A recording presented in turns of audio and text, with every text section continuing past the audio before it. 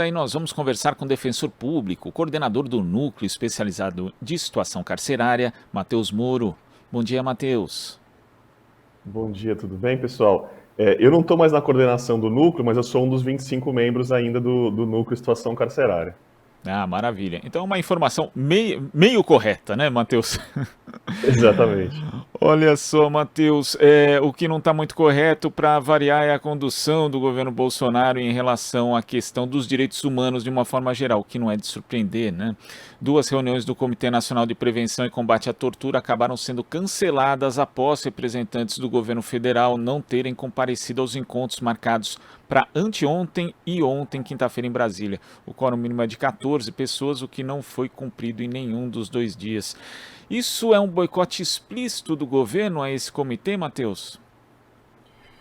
Então, é um boicote, e salvo engano, já conversamos até no programa aqui, não lembro se era você no dia, Douglas, se era a Marilu, mas enfim, a gente conversou disso já porque eu estou junto com a Fernanda, que é uma defensora pública do Estado de Goiás, pela ANADEP, Associação Nacional dos Defensores Públicos, né, lá no Comitê Nacional de Prevenção e Combate à Tortura.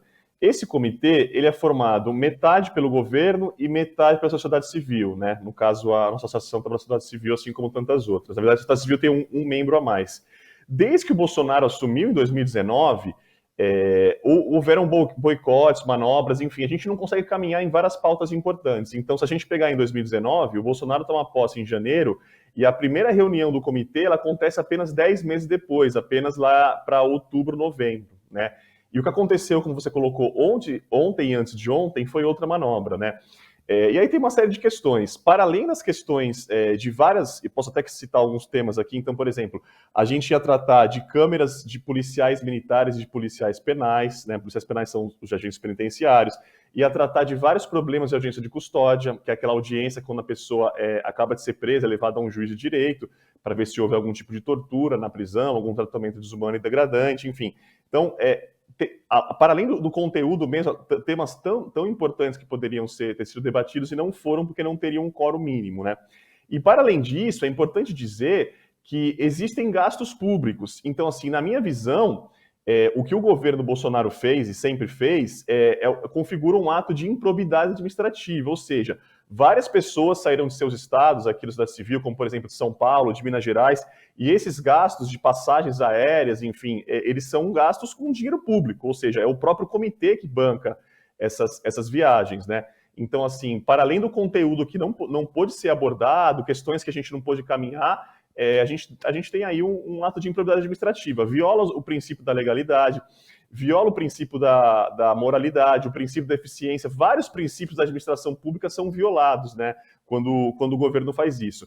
O que a sociedade civil conseguiu fazer um pouco nesses 2 dias, né, até porque, como você colocou, não tinha um quórum mínimo para instalar as reuniões e poder fazer as votações, é que haviam pessoas de outros estados que foram para Brasília também, que não fazem parte do comitê, para levar denúncias. Então, por exemplo, denúncias de violações de direitos em Ceará, Pernambuco, Minas Gerais, Goiás. A sociedade civil chegou a ouvir essas pessoas, como se fosse uma audiência pública mesmo, essas pessoas foram ouvidas, mas a gente não pôde dar os encaminhamentos dessas denúncias, enfim. Então, é isso, né? É uma política de Bolsonaro que, desde o início, ela não visou prevenir, combater a tortura, mas, pelo contrário, visou impedir que os trabalhos nesse sentido acontecessem, né? Eu queria que você falasse justamente a respeito disso, né? Porque não se trata de um fato isolado, faz parte aí de um conjunto de atos que sempre tiveram como alvo ali o desmonte do sistema de prevenção e combate à tortura, né? Algo que tem sido aí reiterado no governo Bolsonaro. Então eu queria que você falasse a respeito disso, né? Fizesse um balanço, Matheus, desse desmonte, dessa tentativa de desmonte e de sucateamento por parte do governo. Perfeito. Então, a gente tem uma série de exemplos aí, e também não é nenhuma surpresa, né? O Bolsonaro, ele foi eleito fazendo ódio à tortura, falando que o Ustra era um herói nacional, assim, coisas totalmente absurdas. Infelizmente, vivemos uma distopia, né? Então, assim, agora o presidente Lula foi eleito e existe uma transição. Então, assim, a gente até está levando, inclusive hoje, antes de ontem, né, no primeiro dia de reunião, depois que o governo não foi, alguns integrantes, eu ia participar de forma virtual, eu estou aqui em São Paulo, né?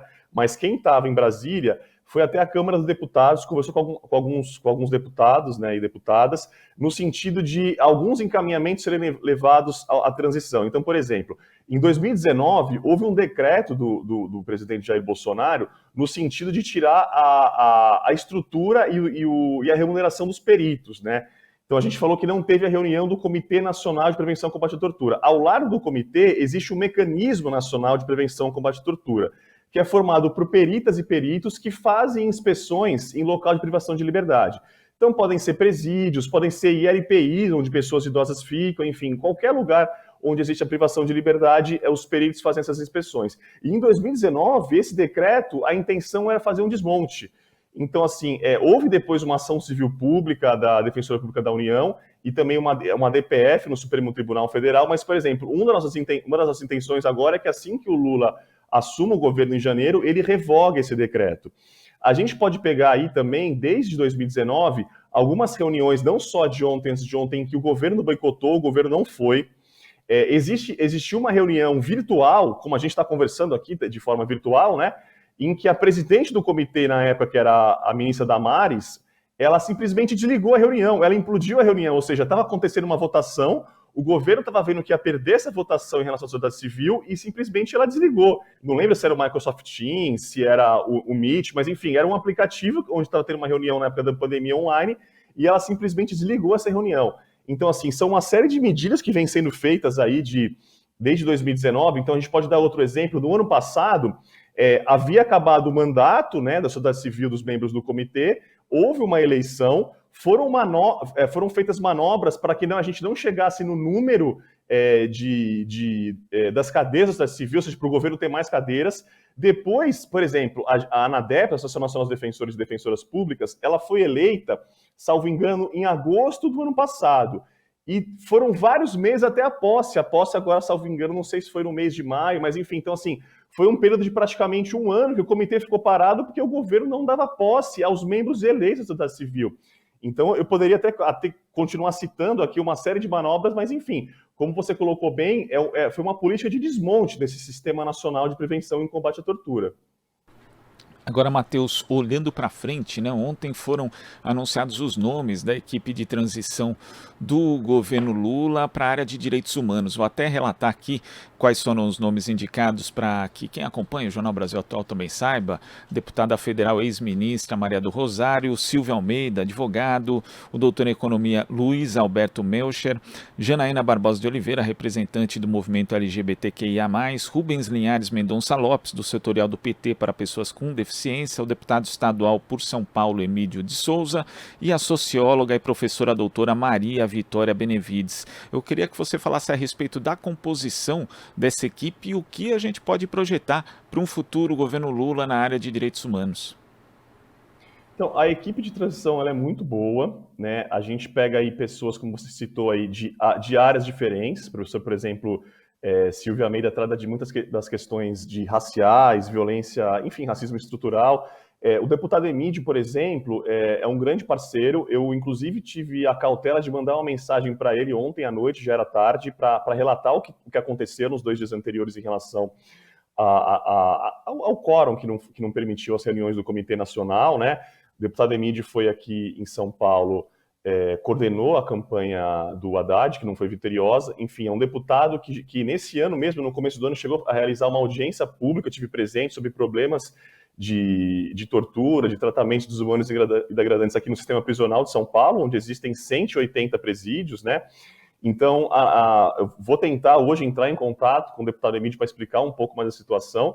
Então, assim, a nossa expectativa, vamos dizer assim, nesses 4 anos de governo do Bolsonaro, a gente não conseguiu dar um passo à frente, né?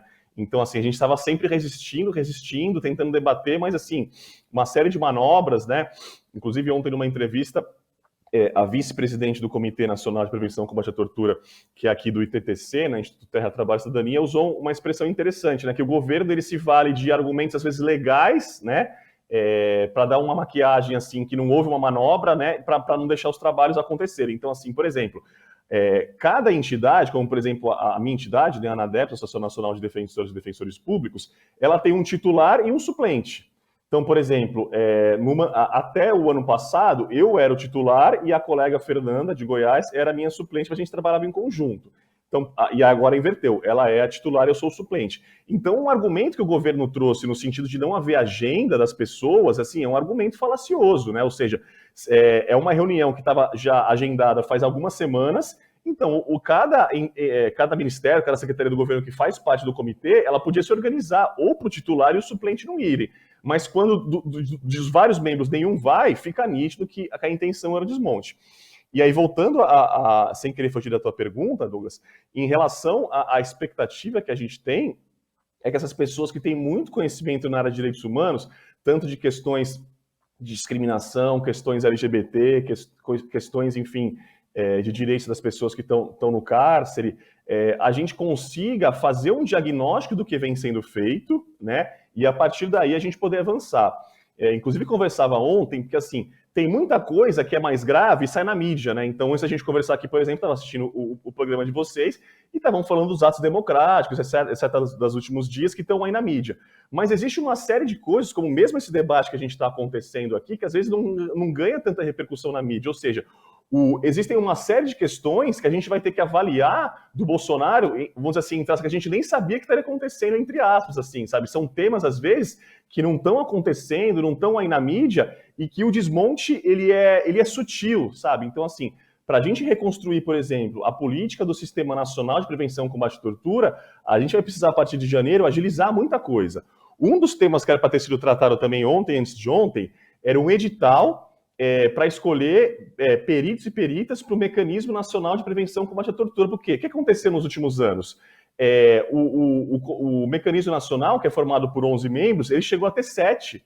Então, assim, ele não está completo, nos próximos meses vão ter mandatos aí de alguns períodos que vão acabar. Então, assim, só para te dar um exemplo, a gente vai ter que agilizar muitas coisas a partir de janeiro, como uma própria escolha dos peritos, né? Que é um concurso público, então não é algo que é feito do dia para a noite, demora algumas semanas, demoram aí talvez poucos meses. Então a gente já vai começar janeiro desfalcado enfim, do grupo completo aí dos peritos e peritas. Então, assim, só para te dar um exemplo enfim, de coisas que tem que acontecer rápido, né? E de forma eficiente. Tem que ser feito o diagnóstico e depois, né, as linhas de ação, que são muitas, Matheus. Queria agradecer aqui a sua participação no Jornal Brasil Atual de hoje e até a próxima. Eu que agradeço, é sempre uma felicidade falar com vocês, sigo à disposição, um abraço. Abraço. Conversamos aqui com o defensor público Matheus Moro. Estamos apresentando Jornal Brasil Atual. As notícias que os outros não dão.